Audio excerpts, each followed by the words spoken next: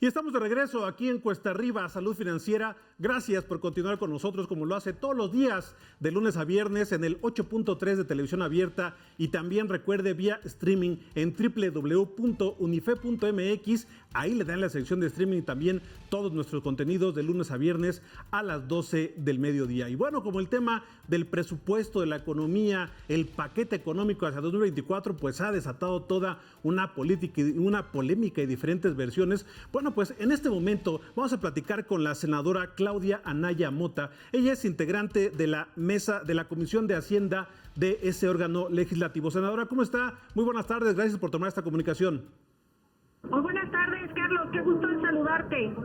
Gracias, senadora. Oiga, y bueno, la intención de platicar con usted, hace algunos días el secretario de Hacienda pues compareció en esta glosa, en el marco de la glosa del informe de gobierno, y bueno, pues usted hizo ahí unos señalamientos en donde dice que hay un gran riesgo por el presupuesto que se presentó hacia 2024. ¿Cuál es este planteamiento y por qué los riesgos que se pueden presentar dado el paquete presentado, senadora?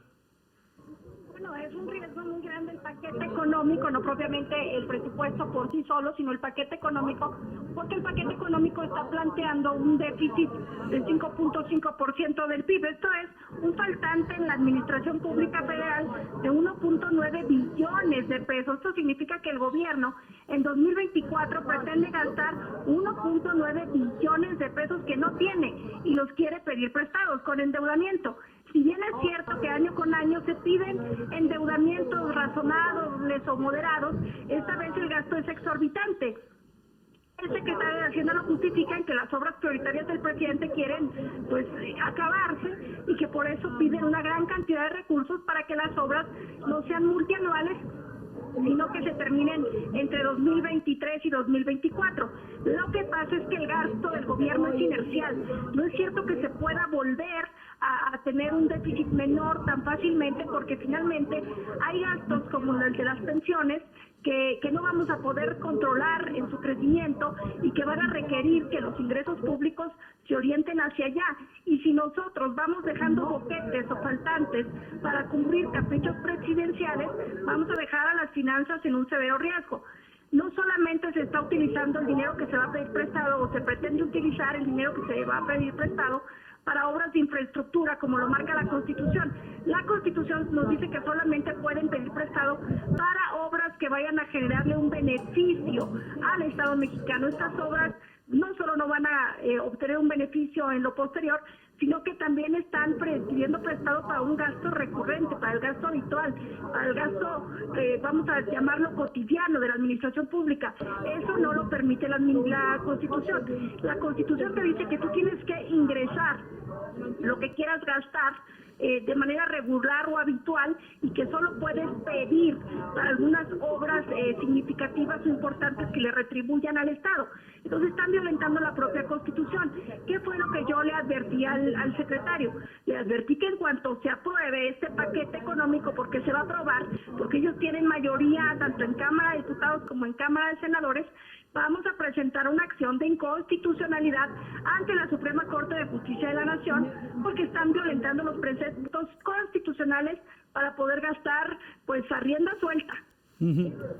Oiga, senadora, y en el caso, por ejemplo, de las empresas del Estado, por ejemplo, Petróleos Mexicanos, que sin duda es más significativo porque recientemente pues es una empresa que opera con pérdidas, una empresa que es totalmente improductiva. Sin embargo, también se observa que dentro del manejo de las finanzas públicas, bueno, se le sigue apostando a Petróleos Mexicanos. ¿Qué pasa con esta empresa? ¿Por qué necesita tanto dinero? Y en sí, ¿cuál va a ser el futuro? Porque ahí sí es un barril sin fondo el que se está en cuanto a los recursos que se están destinando a Pemex, ¿no? Mira, yo lo dije también en la comparecencia del secretario. Antes pensábamos que Pemex existía para mantener a los mexicanos, pero ahora sabemos que no, que los mexicanos existimos para mantener a Pemex. Es una empresa que, habiendo cambiado también su régimen contable, es decir, ya no es una paraestatal, es ya una empresa productiva del Estado, es decir, debería de llevar sus sistemas contables aparte, pero el gobierno le ha estado metiendo efectivamente el presupuesto, es decir, de los ingresos, es decir, de los impuestos de todos los mexicanos, le han metido en este sexenio 1 billón de pesos a Pemex. y el Pemex ha perdido en este sexenio 2 billones de pesos. Entonces, es una empresa que no ha podido mejorar y corregir porque ellos nunca quisieron implementar bien la reforma energética. Entonces, nunca quisieron hacer rondas para concursar que inversionistas extranjeros vinieran a ayudar en la perforación, en la exploración, para que pudiéramos tener más barriles de petróleo con ganancia compartida. Entonces, en ese sentido, cada vez estamos extrayendo menos, nuestra refinación es carísima, en ese sentido, pues la empresa va en picada, va caída terrible, y esto habla también de la mala administración que tuvieron y de la mala visión energética, ¿no?, que tiene este gobierno. Y eso es también otra bola de nieve que se suma pues a la que ya te había comentado en las finanzas públicas. Y a eso también obviamente desata cierta preocupación, senadora, porque bueno, se supone o se daría por hecho que las obras emblemáticas de la administración de Andrés Manuel López Obrador pues prácticamente están concluidas. Me refiero a la refinería de Dos Bocas, al aeropuerto Felipe Ángeles y al Tren Maya. Ya estarían prácticamente concluidas, sin embargo, también se les sigue destinando recursos. ¿Esto en el plano legislativo no llama la atención el por qué se destinan recursos cuando prácticamente las obras están concluidas? Es que ellos dicen que están concluidas, pero evidentemente nos están mintiendo. A ver, la refinería de Dos Bocas en un principio dijeron que costaría 8,000 millones de dólares. Ya está la proyección a 17,000 millones de dólares, pero todavía no ha refinado y parece que no en el corto plazo refinará ni siquiera un barril de gasolina. Entonces, la verdad que es bien complicado la situación porque son además un gobierno muy opaco. Por eso tienen la NILAI sin consejeros, porque ellos no quieren que se sepa la realidad de cómo están gastando mal. Y respecto al Tren Maya, a ver, no, falta muchísimo para que eso se termine, si es que algún día se llega a terminar. Hace pocos días se dio banderazo de salida a un tramo, que es, vamos a hacer un recorrido de estación a otra estación, pero eso significa nada, vamos a decir, es como en la Ciudad de México recorrer el metro de una estación a otra, eso no significa que haya un circuito o que ya esté terminado todo el recorrido que tiene que dar ese tramo como estuvo proyectado. Eso también tiene un incremento de costo de 220% de lo proyectado, porque se estima que son 500,000 millones de pesos lo que se va a gastar en terminar los tramos del Tren Maya y lo dudo mucho. Ahora, y en el caso de los programas sociales, usted como integrante de la Comisión de Hacienda y Crédito Público del Senado de la República, ¿cómo ve el tema de los programas sociales? Porque también, pues, esta administración los ha defendido a capa y espada. De repente los datos de pobreza, pues se ve que no necesariamente van a la gente más pobre, sino que a veces los programas sociales van dirigidos, pues, a los que tienen más recursos. ¿Qué representa para las finanzas públicas los programas sociales y cómo se están considerando hacia el próximo año, senadora? Mira, yo creo que todos defenderemos siempre los programas sociales porque representan un estímulo para alcanzar la equidad. El tema es que el dinero de los programas sociales se utilice bien, es decir, no pueden ser programas que se utilicen de manera indiscriminada. Tiene que haber una orientación específica, darle más recursos al que es más pobre, darle mayor atención al que tiene mayor necesidad, o enfocarte a los que están en un grado mayor de vulnerabilidad. Los programas sociales deben de diseñarse bajo un grado de ciencia, no a la ocurrencia. Entonces, yo creo que nadie está peleado con los programas sociales, simplemente tenemos que darles un mejor rediseño. En ese sentido, esa sería mi observación, pero no es el gasto mayor de las finanzas o la presión mayor de las finanzas, los programas sociales, no. Es estas obras de ocurrencia mal planificadas, llenas de opacidad, lo que está chupándose de manera terrible el presupuesto, y como te decía, el gasto inercial que va a ir creciendo y que no vamos a poder bajarlo de un día para otro. Eso es una falacia. Ahora también cuando se habla de la deuda, de qué tanto el gobierno, el sexenio de Andrés Manuel López Obrador ha endeudado a nuestro país, o ha incrementado la deuda, porque todos los gobiernos pues se endeudan, pero pues ha habido diversas versiones y el presidente sale en sus conferencias a decir que no es verdad, que México no se está endeudando más. ¿Cómo podemos explicar esto para que quede más claro para nuestros televidentes, senadora? ¿Estamos más endeudados o no tan endeudados como antes? Estamos muchísimo más endeudados, pero no se trata de que yo diga que sí y él diga que no. Yo los invito a revisar la ley de ingresos de la Federación de cada año, ni siquiera tienen que leer toda, lean nada más por favor el artículo 2. El artículo 2 de la Ley de Ingresos de la Federación de 2019, de 2020, 2021, de 2022, de 2023, proyección que está para 2024. Cada año este sexenio ha pedido deuda. La última cantidad de deuda que pidió el sexenio de Peña Nieto en la Ley de Ingresos de la Federación 2018, si no estoy mal, va de los 500,000 millones de pesos. Bueno, pues la deuda se ha cuatriplicado con la solicitud que se hace ahora al solicitar 1.9 billones de pesos. Entonces no se trata de lo que diga una parte u otra, vayamos a revisar la ley, ahí está en el artículo 1, bueno, creo que hoy día con la tecnología, tenemos esta información en la palma de la mano, no permitamos que nos den más atole con el dedo. Uh-huh. Senadora, como por su experiencia, por su conocimiento en la hacienda pública, ¿qué tanto en nuestro país es necesaria una reforma fiscal? Ya independientemente de lo que se está planteando en términos fiscales, en términos económicos para el próximo año, ¿qué tanto nuestro país requiere una reforma fiscal o solamente tiene que aumentar la base de contribuyentes? La reforma fiscal se va a tener que dar sí o sí, porque este gobierno está heredando un barril de pólvora hacendaria, está heredando pues un gobierno que lleva un gasto descarrilado, desenfrenado, que las finanzas públicas, es decir, la recaudación que tenemos no alcanza para sostener este gasto y que en algún momento pues nos van a topar los créditos y vamos a tener que tener medidas muy duras, unas que van a tener que ser de disciplina y gasto financiero y otras que van a tener que ser también de reforma contributiva, sin duda, o sea, no lo veo lejos, para el próximo año, sin duda. Uh-huh.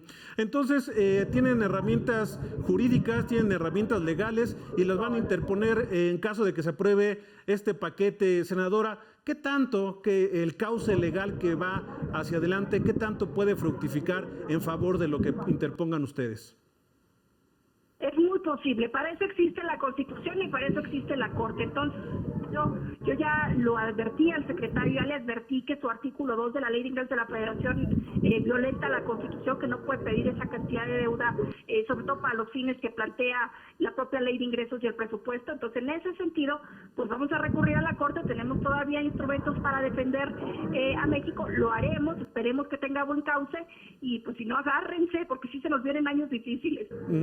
Por último, y sobre esto mismo quiero preguntarle, pues el 2024 es un año electoral. ¿Este presupuesto se diseñó en términos electorales, senadora, también? En muchos sentidos sí, porque mira, hay muchas estimaciones que están fuera de la realidad. Vamos a decir, te voy a dar una. La estimación con la que viene el precio del barril del petróleo está muy por debajo de la realidad. Ellos la ponen por debajo de los $60 cuando hoy día el precio del barril está arriba de los 80. Entonces ellos ahí tienen una bolsita, vamos a decir, un dinerito que no está cuantificado, que se va a ingresar, pero que no está cuantificado para la orientación de gasto que tiene el presupuesto. Hay otros 50,000 millones de pesos por ahí que ya el propio exsecretario de Hacienda de este gobierno, Carlos Ochoa, ha estado señalando que están distribuidos en este presupuesto que es opaco y que no tienen un destino específico y que podrían utilizarse de manera perniciosa. Entonces, yo creo que el gobierno actual sí le apuesta, ¿no?, a través del billetazo, ganar la elección del año que entra, pero la gente tiene que estar muy bien informada de los riesgos que corremos con este proyecto político que nos gobierna y tomar las mejores decisiones en el 2024. Senadora Claudia Anaya, le agradezco mucho esta charla, sin duda importante por lo que nos ha mencionado sobre este barril de pólvora, como dice, que estaría heredando este gobierno de Andrés Manuel López Obrador a la siguiente administración. Y bueno, sin duda un tema a dar seguimiento por la discusión ahora en el terreno legislativo. Y bueno, esto que nos comenta que pueden interponer precisamente en caso de aprobarse y que pues lo mayoriten, porque además lo pueden hacer. Gracias, senadora, y que tengan muy buena tarde. Gracias, hasta luego.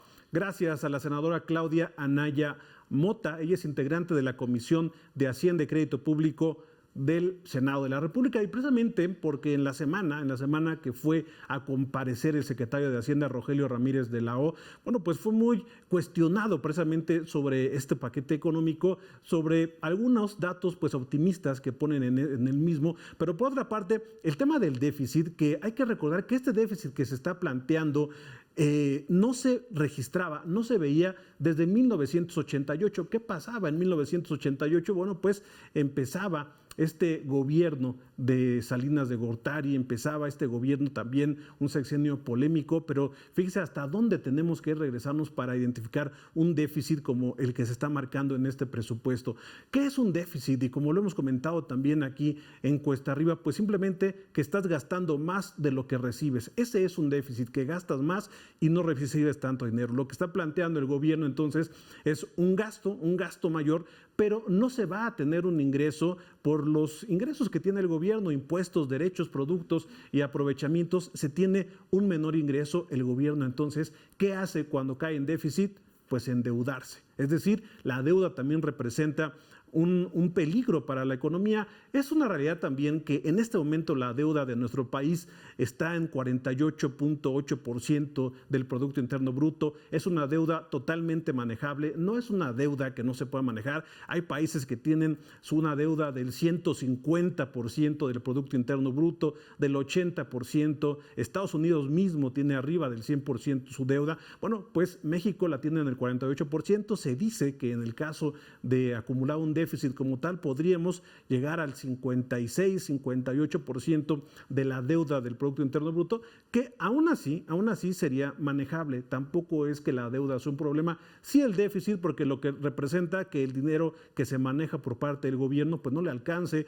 Que no le alcance ¿para qué? Para medicinas en los hospitales, para instalaciones en las escuelas, y que todo se vaya dirigido a otras cosas. Y es el cuestionamiento que le hace la oposición al gobierno federal, que se vayan recursos pues todavía al Tren Maya, a la refinería de Dos Bocas, al Aeropuerto Internacional Felipe Ángeles, que aquí también resulta pues llama la atención que el presupuesto que se estaría destinando al Aeropuerto Felipe Ángeles, que todavía no es un aeropuerto importante en nuestro país, sea prácticamente el mismo presupuesto que se le está destinando al Aeropuerto Internacional de la Ciudad de México, el aeropuerto más importante de nuestro país, y los dos tienen prácticamente el mismo presupuesto. Es de esos datos que hay que rascarle a este paquete fiscal que se presentó hacia 2024, y que bueno, pues de ahí que los senadores, en este caso pues obviamente senadores de oposición, remarcan y dicen que esto no es bueno, y lo señalan así como nos lo dice la senadora Claudia Anaya, que es una bomba. Es una bomba que se le está dejando a la próxima administración,